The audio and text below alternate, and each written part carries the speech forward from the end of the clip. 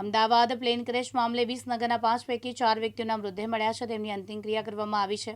રાત્રે વિસનગરના 5મા વ્યક્તિ અંકિતા પટેલનો DNA મેચ થતાં તેઓના મૃતદેહને અમદાવાદ સિવિલથી એમ્બ્યુલન્સ મારફતે મોડી સાંજે વિસનગર ખાતે નિવાસસ્થાને લાવવામાં આવ્યો, જેની સ્મશાન યાત્રા નીકળી હતી, જેમાં સમાજના મોટી સંખ્યામાં લોકો જોડાયા અને અંકિતાબેનના પતિ વસંતભાઈ સહિત તેમનો પરિવાર તેમાં અંકિતાના પરિવારજનો સહિતના સ્વજનો હૈયાફાટ રુદનથી વાતાવરણ શોકમય ગમગીન બની ગયું હતું.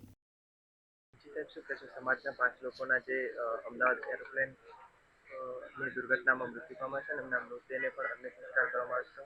શું કહેશો કે કેવો માહોલ છે? વિસનગર તાલુકામાંથી 5 નાગરિકોના અમદાવાદમાં થયેલ પ્લેન ક્રેશમાં મૃત્યુ પામ્યા છે. તે તમામ 5 વ્યક્તિઓ વિસનગર તાલુકાના અમારા વિસનગર તળકડવા પાટીદાર સમાજના નાગરિકો હતા. અમારા સ્વજનોએ જે આ દુર્ઘટનાની અંદર જાન ગુમાવ્યો છે તેનું દુઃખ એ સમગ્ર સમાજની અંદર છે. સમાજની અંદર શોકની લાગણી છે અને રવિવારે આ પ્લેન ક્રેશ દુર્ઘટનામાં અમને જે દિગ્વંત આત્માના મૃતદેહો સોંપવામાં આવ્યા હતા અને એમની અંતિમ વિધિ પણ રવિવારે વિસનગરના સાર્વજનિક સ્મશાન ગૃહમાં રાખવામાં આવી હતી. આજે અમને 5મા સ્વજનના મૃતદેહની સોંપણી કરવામાં આવી છે અને અત્યારે હાલમાં તેમનો અગ્નિ સંસ્કાર પણ કરેલ છે અને આ પ્રસંગે સમગ્ર સમાજ એ શોકની લાગણી અને દુઃખ અનુભવી રહ્યો છે.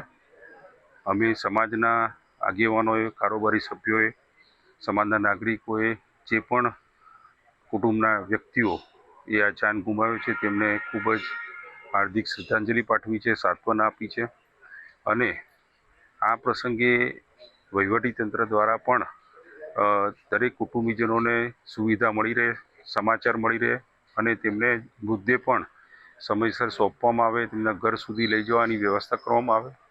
ત્યારે વહીવટીતંત્ર પણ ખડે પગે રહી અને આ પ્રસંગે સમાજના દરેક નાગરિકને મદદ કરેલી છે. તે બદલ સમાજના પ્રમુખ તરીકે હું વહીવટીતંત્રનો આભાર માનું છું.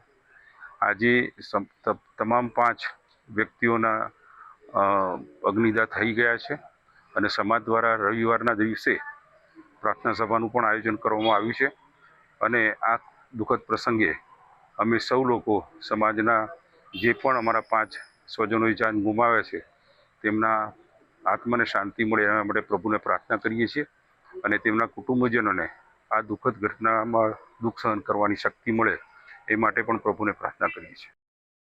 અનુપસિંહ ચાવડા, દિવ્યાંગ ન્યૂઝ, મહેસાણા.